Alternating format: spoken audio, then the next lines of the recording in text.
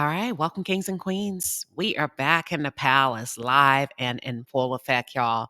And today we are talking Porsha Williams. I'm going to say Williams. Let me tell you why. Because she deserves better. So until Simon can prove himself right and handle his business formally with the U.S. government, in my eyes, Porsha Williams is Porsha Williams because we don't even know if it's a legal marriage at this point. And I really hate that for Porsha. I really do because I want to come at this from a different angle. Portia has always had this deep desire to be a wife and to be married and to be a mother. And she was able to do that very quickly with Dennis. Portia seems to be the type to dive in head first and think about it later. And she's done that quite a few times throughout the history of her relationships with Dennis, other guys before that, and now Simon. And Portia, I have to say, you have worked your way up to a lucrative financial future, and you cannot make those type of rookie mistakes when it comes to a man. You have the means, you have the capabilities to be able to do solid background checks. And when it comes to Simon, the Nigerian scammer, this was all public information, Portia, dating back all the way to the 80s. And I think your heart became bigger than your head, and you just didn't think about how you, as a woman, could protect yourself. Y'all, forget the money. We'll talk about the money in a minute. Protecting your brand, protecting your reputation, and also deeming yourself as a woman who's capable of making solid decisions when it comes to love. Damn, they say love can make you do some foolish things, and I guess this may be one of those scenarios. Let's talk about it, y'all. For those of you who are just tuned in, or if you're new to the channel, welcome to the palace. I am Queen Sheba. I cover a variety of hot topics specific to reality television. But most importantly, I hone in on the psychological and the behavioral traits of the Black experience. Portia. Wow. Oh man, what are your thoughts on this before we jump in and review this? And by the way, I am going to review the article that was written by All About the Tea because I really like the way they kind of shared their article. So I'm going to be referencing their article, which I was able to research and find instead of me just going through all of the court documents. I feel like they did a really fantastic job. So I'll just kind of be sharing some of their findings and we'll talk through that. Yeah, so court documents reveal that Portia Williams' husband, Simon Gabadia, is it Gabodia? Gabadia is a Nigerian scammer, y'all.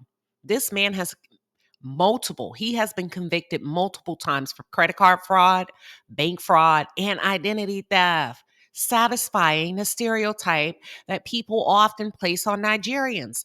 Simon, you out here making Nigerians look real bad. And Portia, what are you going to do? What are you going to do? Because you're going to love him? You're going to stick beside him? Because of you know what? Let me back up. People have said, Queen Sheba, do you think she knew? Not at first. I don't think she knew anything at first. I think she was head over heels in love.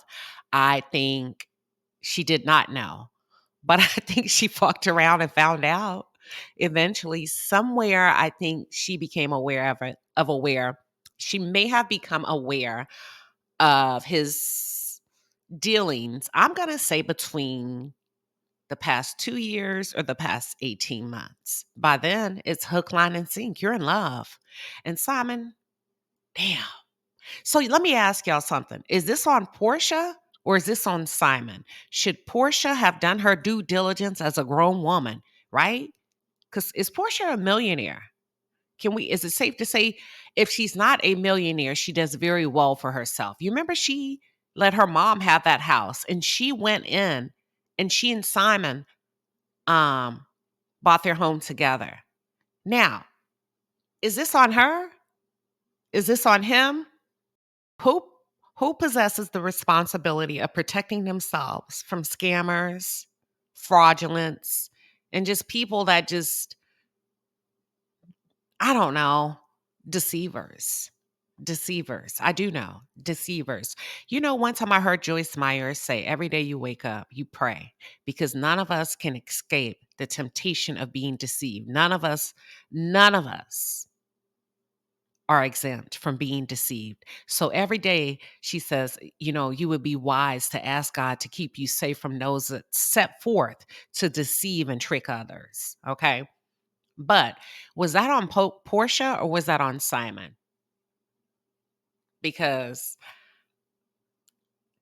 do you look at it like, okay, that's his past? Maybe he thought he had things, because I know it's a lot of y'all out there. You just going, no matter what, it's okay. He didn't know. He tried to do the right thing. Remember, identity fraud. But anywho, let's get into it. It says Portia Williams' husband, Simon Gabadia, is currently fighting to obtain his U.S. citizenship, but his application keeps getting denied, y'all, because he has a very extensive criminal past.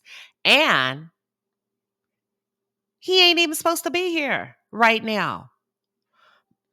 I'm gonna break it down. He ain't even supposed. We don't even know if Simon is his real name, because according to the U.S. government, his current immigration status was based off of fraudulent information. Simon has another identity, so we don't know if Simon is his incognito or if that other identity, which has not been revealed, is his incognito. Okay, so Simon ain't even supposed to be here. And based on that alone, if I was Portia, Portia don't know who she's married to.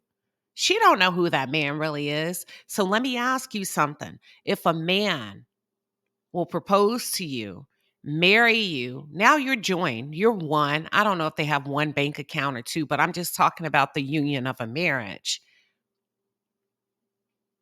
Does he love you?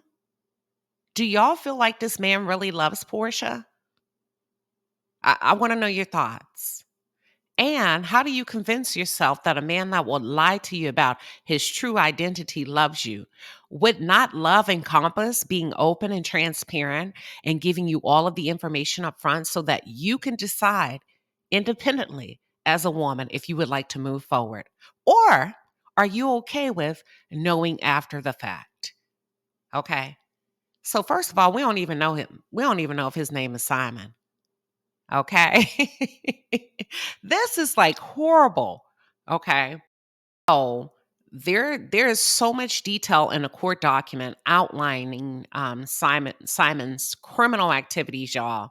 We're talking felonies, credit card. I told y'all all of that. Stealing people's identity, fake marriages, well, a fake marriage. So initially, when he came here, he came, back in the 80s, 90s, probably way before then, people were just having these fake marriages.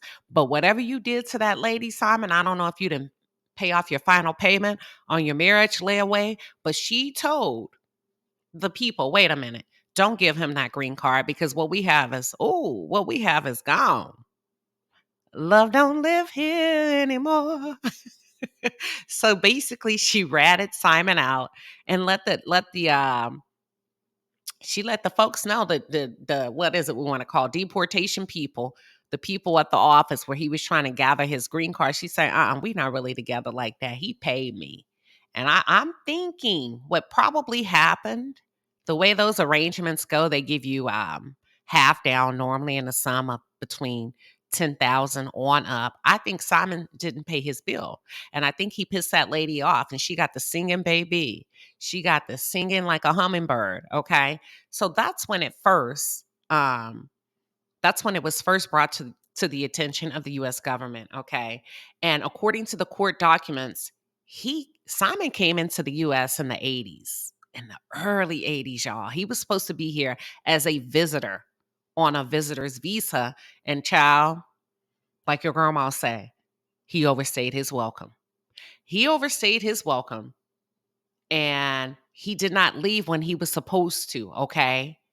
So then he applies for another adjustment. So he applies for an adjustment of status in 1985, and that application was denied because the U.S. government, the Immigration and Naturalization Service, they were like, "Wait a minute. First of all, we ain't adjusting nothing. Because technically you're not legally married and you're trying to play with us and you're trying to play in our faces. So no, we're not adjusting anything. Then you overstayed your welcome in this beautiful land of the United States of America. And in addition to that, your ex-spouse or your play wife, okay, says y'all never even lived together. You never consummated the marriage. You never kissed her. You never hugged her. And also, did you pay her? Right? I'm just telling y'all what the US government said in layman's terms, okay? So the government said, you know what? Now your black ass then got all these strikes against you. Let me open up your book and begin to read you and see what's really going on with you. And that's when they began. Well, that's what triggered the deportation proceedings. And at that point, Simon said, no, no, no, hold on, hold on. Don't put me out the country. I'll go back to my home on my own. You ain't got to embarrass me like this. You're not going to deport me like that because I don't know if many of you understand what deportation looks like. Oh, yes, honey, you were placed in handcuffs. You have two ICE officers side by side walking you through the airport. You sit, you know what? I ain't going to tell too much. Technically, so what they normally do is they seat you in the last row of seats. Okay. Now they've gotten a little bit more sophisticated in today's age to not freak people out on the airplane. But normally those criminals are handcuffed in the front and they're kind enough to lay a jacket or a sweater across their hands so that so that y'all don't see that they are wearing handcuffs. Okay. So Simon said, y'all not going to do me like that. I'm a gone. Get up out of here. I'm going to head out. I'm going to head out. But then I guess Simon changed his mind a year later because he said, you know what?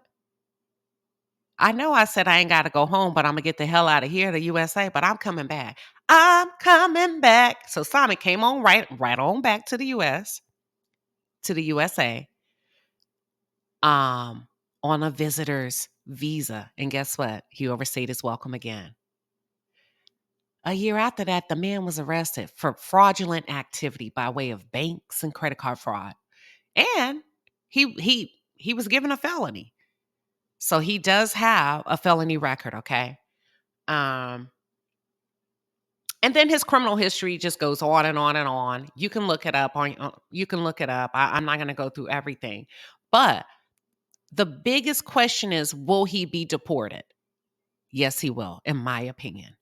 Yes, he will, in my opinion. They are going to make an example out of him just like they did with Joe Giudice. Now that they have a line of sight on you by way of the Real Housewives of Atlanta and Bravo, and I am wondering, I can't help but to wonder if that's how if he managed to convince Porsha to come off of a public platform until he got his duties in order because he was working diligently, y'all, in the background from 2020 all the way up until now to have his citizenship reinstated. Which you really never had because you came over here lying, pretending to be somebody else that's not you. We still don't know who you are incognito, okay? He started the proceedings in 2020. Now, I did not have time to see when he and Portia started dating. I would say it was about 2021. I thought 2021, early 2022-ish, but he started in 2020 to knock on the door of the U.S. Citizenship Office again because he wanted to become a permanent citizen. And they said, hell to the no, no, no. They said no, because number one, you ain't even supposed to be here. And that's just dumb of you anyway to come knocking on my door as the big old US of A government when, boy, we don't even know who you are. You're not even supposed to be here, Simon. You got some nerve. You have some audacity. As a matter of fact, why don't we start these deportation proceedings to get you up out of here? Because we can show you better than we can tell you. And I do believe, y'all, that they are going to deport him. I don't know. I don't know how far Portia would be willing to go when it comes to love. Because love will get you lied to. Love don't pay the bills. You know, love can only get you so far, but we need honesty, we need integrity. You need somebody that communicates well, somebody that's going to be on the up and up and the upfront. And also, you need a husband that's going to protect you. Portia, he did not protect you. The moment you entered into a financial agreement with buying that house with him, and I guarantee you she did not know about everything about Simon until after she signed some paperwork. I don't think she knew up front. I'm going to give her the benefit of the doubt. I really don't. Okay. I think Portia's coming back to work because I think Portia, a great deal of Portia's finances, in my opinion, have gone to sponsor their lifestyle. Now, I'm not saying the man ain't got no money. That's not what I'm saying. I'm saying I don't think he's getting it legally. Hell, you can't be. The US government say they don't even know who you are, incognito. So you using somebody else's social, you're using somebody else's identity to pilfer whatever funds it is that you're quote unquote earning. Okay. Even if it appears to be a legit business, y'all, the identity that he's using is up for question. Is he, in your opinion, or is he not going to be deported back to Nigeria? And do you think Portia Williams will go and stand by her man as a Nigerian queen?